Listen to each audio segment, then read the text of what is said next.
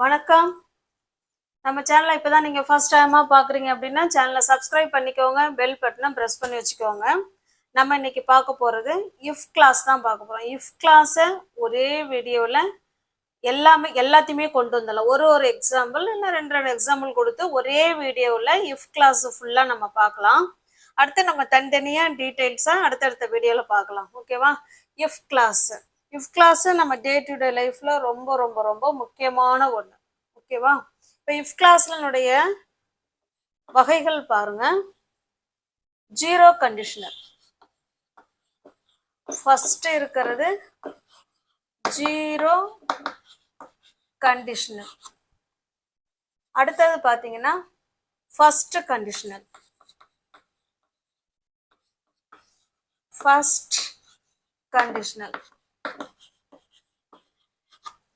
Next பாத்தீங்கன்னா second conditional and last one third conditional.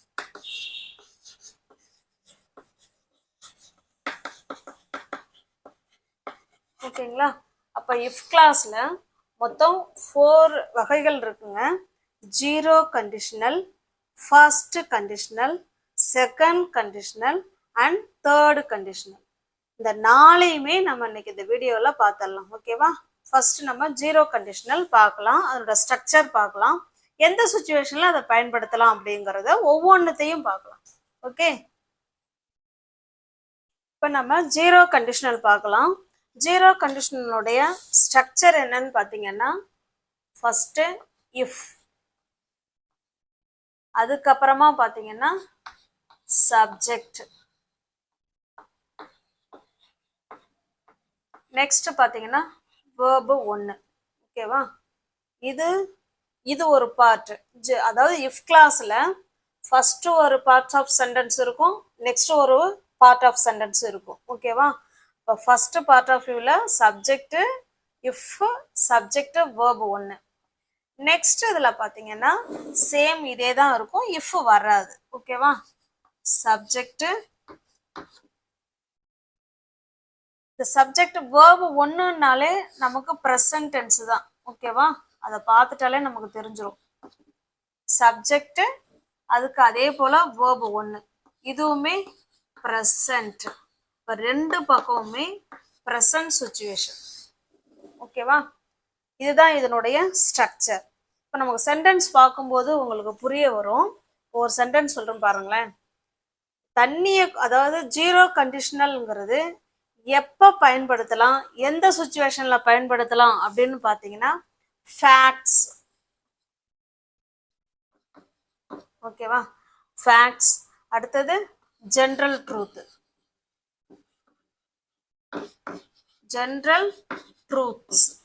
இந்த மாதிரி சுச்சுவேஷன்ல இந்த ஜீரோ கண்டிஷனல பயன்படுத்திக்கலாம். ஃபேக்ட்ஸ்னா உண்மைகள், ஜெனரல் ட்ரூத் அப்படின்னா பொதுவான உண்மைகள், எல்லாராலையும் ஏற்றுக்கொள்ளக்கூடிய ஒரு உண்மைகள். ஓகேவா? சயின்டிபிக் ட்ரூத்து, ஏதாவது பொதுவா ஜெனரல் மீனிங் என்னன்னா பொதுவான உண்மைகள், எல்லாராலையும் ஏற்றுக்கொள்ளக்கூடிய எந்த ஒரு விஷயமாக இருந்தாலும் அதை நம்ம ஜீரோ கண்டிஷனல்ல சொல்லலாம். இப்போ நம்ம சென்டென்ஸ் பார்க்கும்போது உங்களுக்கு புரிய வரும். பாருங்களேன், இப்போ தண்ணியை கொதிக்க வச்சா தண்ணியை சூடுபடுத்தினா தண்ணி என்ன ஆகும்? கொதிக்கும். அப்படிதானே சொல்லுவோம் நம்ம. தண்ணியை சூடுபடுத்தினா தண்ணி கொதிக்கும். இது உண்மை தானே? இது உண்மை, எல்லாராலையும் ஏற்றுக்கொள்ளக்கூடிய உண்மை. அப்படிதானே? இப்ப பாருங்க, இப்போ ஃபர்ஸ்ட் நம்ம என்ன நம்ம ஆட் பண்ணணும்? இஃப். அடுத்தது சப்ஜெக்ட். இஃப் யூ, இல்லை நீங்க தண்ணியை வந்து சூடுபடுத்தினீங்கன்னா தண்ணி வந்து கொதிக்கும். இல்லைன்னா நம்ம, பொதுவாகவே நம்ம அப்படின்னு கூட சொல்லிக்கலாம். சப்ஜெக்ட் இந்த இடத்துல யார் வேணாலும் இருக்கலாம். ஓகேவா? இஃப் யூ, சப்ஜெக்ட், இஃப், அதுக்கப்புறம் சப்ஜெக்ட், அதுக்கப்புறம் verb 1, heat. If you heat the water, நீங்க தண்ணிய சூடுபடுத்தினால், ஓகேவா, சூடுபடுத்தினா தண்ணி என்ன ஆகும்? அதனுடைய விளைவு என்ன? ரிசல்ட் என்ன? அங்கேயும் சப்ஜெக்ட் வேர்ப், அதுவுமே ப்ரெசன்ட் டென்ஸ்ல தான் எழுதணும். அது வந்து கொதிக்கும் அப்படின்னு சொல்றோம். இட் வாட்டரை தான் நம்ம இந்த இடத்துல இட்டுன்னு சொல்லியிருக்கோம். ஓகேவா? It boils. ஓகேவா? இட் பாயில்ஸ், அது கொதிக்கும் அப்படின்னு சொல்லியிருக்கோம். ஓகேவா? இதுதான் பொதுவான உண்மைகள். அப்ப ஜீரோ கண்டிஷனல்ங்கிறது எல்லாராலையும் ஏற்றுக்கொள்ளக்கூடிய பொதுவான உண்மைகளை நம்ம இந்த ஜீரோ கண்டிஷனல்ல தான் பேசணும். ஃபர்ஸ்ட் பார்ட்டும் ப்ரெசன்ட் டென்ஸ்ல தான் சொல்லணும், நெக்ஸ்ட் பார்ட்டும் ப்ரெசன்ட் டென்ஸ்ல தான் இருக்கணும். ஓகேவா? இந்த இடத்துல இதே நீங்க சப்ஜெக்ட் வேணாலும் மாத்திக்கலாம். இந்த இடத்துல நம்ம என்ன சொல்றோம்? நீ தண்ணியை சூடுபடுத்தினா தண்ணி வந்து கொதிக்கும் அப்படின்னு சொல்றோம் இல்லையா? நம்ம அப்படி நம்ம தண்ணியை வந்து சூடுபடுத்தினா தண்ணி வந்து கொதிக்கும் அப்படின்னு சப்ஜெக்டை மாத்திக்கிட்டோம், அவ்வளவுதான். ஓகேவா? இந்த இடத்துல எந்த சப்ஜெக்ட் வேணாலும் நம்ம ஆட் பண்ணிக்கலாம். சூழலுக்கு ஏற்ற மாதிரி நீங்க யாரை சொல்றீங்களோ அவங்களுக்கு ஏற்ற மாதிரி அந்த இடத்துல நம்ம ஆட் பண்ணிக்கிறோம். ஓகே, மாத்திக்கிறோம். ஓகேவா? இப்ப இதே சென்டென்ஸ்ல நம்ம வாட்டருக்கு பதிலா if you heat ice, if you இல்லை இஃப் வி என்ன சப்ஜெக்ட் வேணாலும் வச்சுக்கோங்க, சரியாவா? ஓகேங்களா? இஃப் யூ ஹீட் ஐஸ், நீங்க ஐஸை வந்து ஹீட் பண்ணீங்கன்னா ஐஸ் என்ன ஆகும்? மெல்ட் ஆகும், உருகும் இல்லைங்களா? It melts. ஓகேவா? இதுவுமே எல்லாராலையும் ஏற்றுக்கொள்ளக்கூடிய உண்மை தானே, இது ஒன்றும் பொய்யெல்லாம் இல்லையே. இந்த மாதிரி எல்லாராலையும் ஏற்றுக்கொள்ளக்கூடிய உண்மைகளை நம்ம ஜீரோ கண்டிஷனல்ல தான் சொல்லணும், அதுவும் ப்ரெசன்ட் டென்ஸ்ல தான் சொல்லணும். அதனுடைய காரணத்தையும் ப்ரெசன்ட் டென்ஸ்ல சொல்ல போறோம், அதனுடைய விளைவையும் ப்ரெசன்ட் டென்ஸ்ல தான் சொல்லணும். ஓகே, நெக்ஸ்ட் அடுத்தது பாருங்க, ஃபர்ஸ்ட் கண்டிஷனல். ஃபர்ஸ்ட் கண்டிஷனல் வந்து எப்ப பயன்படுத்தலாம், எந்த சுச்சுவேஷன்ல பயன்படுத்திக்கலாம் அப்படின்னா, பாசிபிலிட்டி இருக்கு அப்படின்னா இதை நம்ம பயன்படுத்திக்கலாம். பாசிபிலிட்டி எது? Future possibility. ஓகே, அப்ப இந்த ஃபர்ஸ்ட் கண்டிஷனல் எதை இண்டிகேட் பண்ணும் அப்படின்னா ஃபியூச்சர் பாசிபிலிட்டியை இண்டிகேட் பண்ணும். நம்ம சென்டென்ஸ் பார்க்கும்போது உங்களுக்கு புரிய வரும். ஃபர்ஸ்ட் கண்டிஷனல் இண்டிகேட் பண்றது ஃபியூச்சர் பாசிபிலிட்டியை இண்டிகேட் பண்ணும். ஓகேவா? இதனுடைய ஸ்ட்ரக்சர் பார்த்தலாம். இதனுடைய ஸ்ட்ரக்சர் பார்த்தீங்கன்னா if plus subject verb 1. verb 1னா என்ன? present. ஓகேவா? நெக்ஸ்ட் அடுத்த பார்ட் எப்படி வரும் அப்படின்னா இதே மாதிரியே subject plus will, will plus verb 1. அப்ப இது வில் பிளஸ் verb 1 எது? ஃபியூச்சர். ஓகேவா? நல்லா கவனிங்க, ஜீரோ கண்டிஷனல் ரெண்டு சைடுமே ப்ரெசன்ட் டென்ஸ் தான் யூஸ் பண்ணணும். ஆனா ஃபர்ஸ்ட் கண்டிஷனல் பாத்தீங்கன்னா இஃபோட வர சென்டென்ஸ் ப்ரெசன்ட் டென்ஸ்லயும் அதனுடைய ரிசல்ட் வந்து வில் பிளஸ் verb 1 ஃபியூச்சர்லயும் இருக்கும். இதுதான் இதனுடைய ஸ்ட்ரக்சர். ஓகேவா? இப்போ நம்ம சென்டென்ஸ் பார்க்கும்போது புரிய வரும். இது எப்போ பயன்படுத்தலாம்னா ஃபியூச்சர் பாசிபிலிட்டி, எதிர்காலத்தில் ஒன்று நடக்கிறதுக்கு வாய்ப்பு இருக்கு அப்படின்னு சொல்லும் பொழுது நம்ம அந்த ஃபர்ஸ்ட் கண்டிஷனலா பயன்படுத்திக்கலாம். இப்போ நான் ஒரு எக்ஸாம்பிள் சொல்றேன் பாருங்க. இஃப், ஓகேவா? இஃப் அடுத்த சப்ஜெக்ட், இஃப் இட், வேர்ப் வந்து ரெயின் எடுத்துக்கிறேன். இஃப் இட் ரெயின்ஸ், மழை பெஞ்சா, மழை பெஞ்சிச்சுன்னா, மழை வந்தால், ஓகேவா? பெய்தால் நம்ம பேச்சு வாக்குல நம்ம அப்படித்தான் சொல்லுவோம்.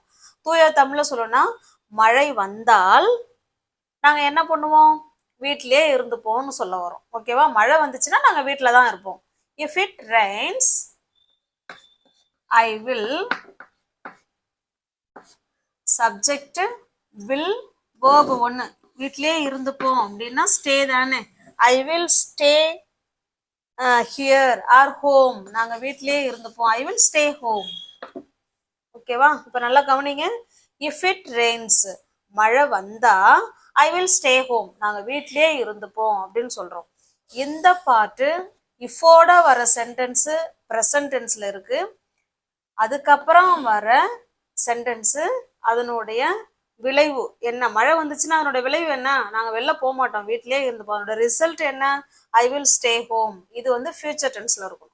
ஒரு பார்ட்டு ப்ரெசன்ட்லையும் இன்னொரு பார்ட்டு ஃபியூச்சர் டென்ஸ்லையும் இருக்கணும். எப்போ ஃபியூச்சரை இண்டிகேட் தான் பண்ணது, ஆனால் எப்போ பாசிபிலிட்டி, இது பாசிபிலிட்டி நடக்கிறதுக்கு வாய்ப்பு இருக்கு, மழை வந்துச்சுன்னா நாங்கள் கண்டிப்பாக வெளில போக மாட்டோம் அப்படின்னு தான் அர்த்தம். ஓகே, நெக்ஸ்ட் பாருங்க செகண்ட் கண்டிஷனல். இப்போ நம்ம ஜீரோ கண்டிஷனல் ஃபர்ஸ்ட் கண்டிஷனல் பார்த்துட்டோம். அடுத்தது செகண்ட் கண்டிஷனல். இந்த செகண்ட் கண்டிஷனல் எதை இண்டிகேட், எந்த சூழலை இண்டிகேட் பண்ணோம் அப்படின்னா ப்ரெசன்ட் சுச்சுவேஷனையும் இண்டிகேட் பண்ணோம், ஃபியூச்சர் சுச்சுவேஷனையும் இண்டிகேட் பண்ணும். ஓகேவா, present situations,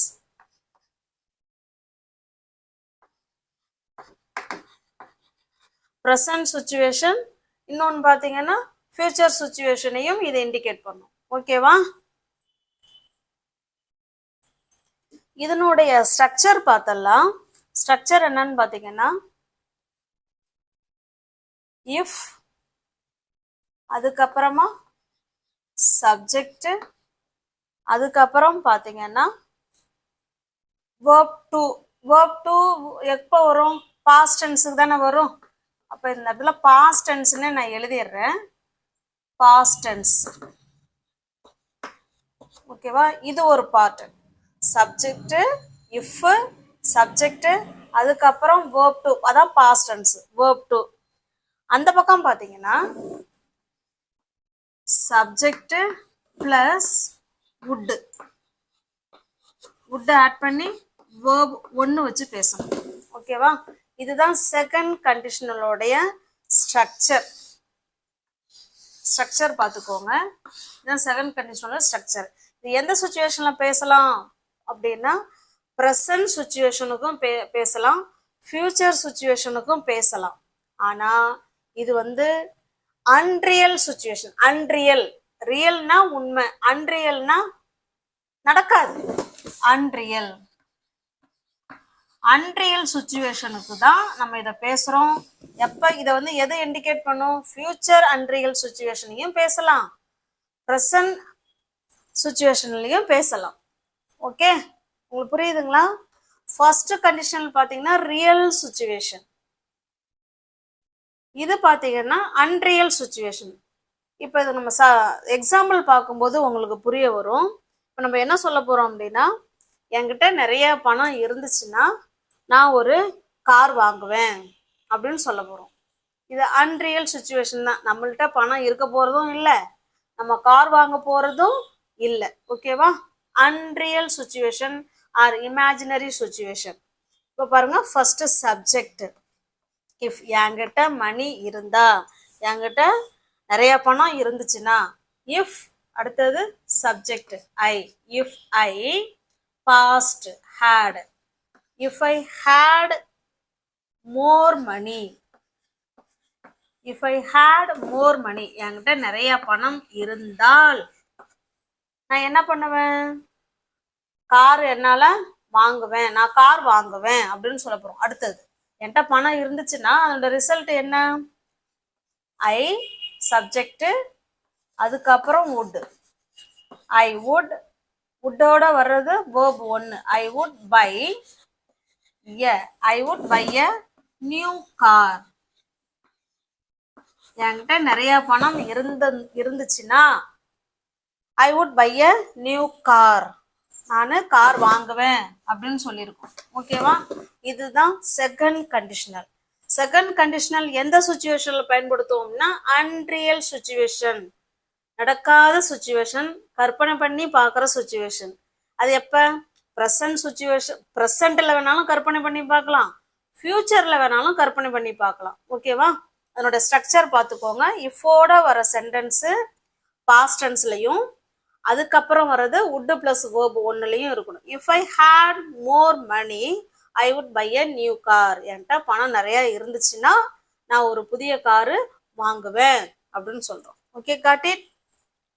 next at the last one, third conditional. Third conditional வந்து இதுவுமே unreal situation. Unreal situation தான். ஆனா இது எதை இண்டிகேட் பண்ணோம்னா past இண்டிகேட் பண்ணும். செகண்ட் கண்டிஷனல் என்னது? செகண்ட் கண்டிஷனலும் unreal situation தான். ஆனா அது ப்ரெசன்ட்லயும் ப்ரெசன்ட்லயும் நம்ம அன்ரியலா யோசனை பண்ணலாம், ஃபியூச்சர்லயும் சொல்லலாம். ஓகேவா? ஆனா தேர்டு கண்டிஷனல் பாத்தீங்கன்னா ஒன்லி பாஸ்ட் டென்ஸை மட்டும்தான் இண்டிகேட் பண்ணும். எப்ப? நடக்காத ஒரு விஷயத்த பாஸ்ட் டென்ஸ்ல நம்ம சொல்ல போறோம். ஓகேவா? இதனுடைய ஸ்ட்ரக்சர் பார்க்கலாம்.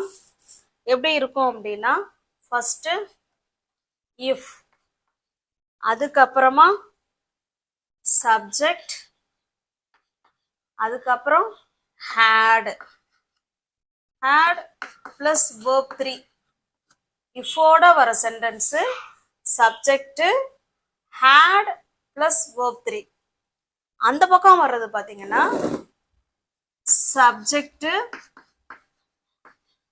அதுக்கப்புறம் would have வரணும். would have plus verb 3. இதுதான் இதனுடைய ஸ்ட்ரக்சர். அன்ரியல் சிச்சுவேஷன் எப்ப? பாஸ்ட்ல முடிஞ்சு அதாவது கடந்த காலத்துல நடக்காத ஒரு விஷயத்த நம்ம பேச போறோம். ஓகேவா? அப்ப ஸ்ட்ரக்சர் பார்த்துக்கோங்க. If subject had plus verb 3, அந்த பக்கம் பாத்தீங்கன்னா subject would have plus verb 3. ஓகேவா? இதனுடைய சென்டென்ஸ் பார்க்கலாம். இப்ப இது என்ன சொல்ல போறோம்னா, நான் நல்லா படிச்சிருந்தா நான் பாஸ் பண்ணிருப்பேன் அப்படின்னு சொல்ல போறோம். அன்ரியல் சிச்சுவேஷன், பாஸ்ட்ல நம்ம நல்லாவும் படிக்கல, பாஸும் பண்ணல, அது நடக்கல. ஓகேவா? நடக்கல, இருந்தாலும் நான் படிச்சிருந்தா நான் பாஸ் பண்ணிருப்பேன் அப்படின்னு நடந்த மாதிரி நம்ம இமேஜின் பண்ணி பேசுறோம். ஓகேவா? ஒருவேளை நான் படிச்சிருந்தேன்னா பாஸ் பண்ணிருப்பேன் அப்படின்னு சொல்ல போறோம். ஓகேவா? இப்ப பாருங்க, இஃப், அடுத்தது I. If I had, if I had studied, if I had studied, நான் படிச்சிருந்தால். நான் படிச்சேனா? நோ, நான் படிக்கல, இருந்தாலும் நான் படிச்ச மாதிரி நான் என்ன செய்யறேன்? நான் சொல்றேன். if I had studied, அந்த விஷயம் நடந்துதான்னா நடக்கல. தேர்டு கண்டிஷனலை பொறுத்த வரைக்கும் அந்த விஷயம் நடக்கவே இல்லை. ஓகேவா? if I had studied, நான் படிச்சிருந்தா நான் என்ன பண்ணிருப்பேன்? பாஸ் பண்ணிருப்பேன்.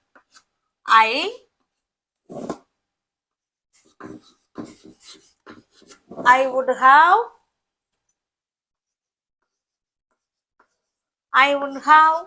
passed.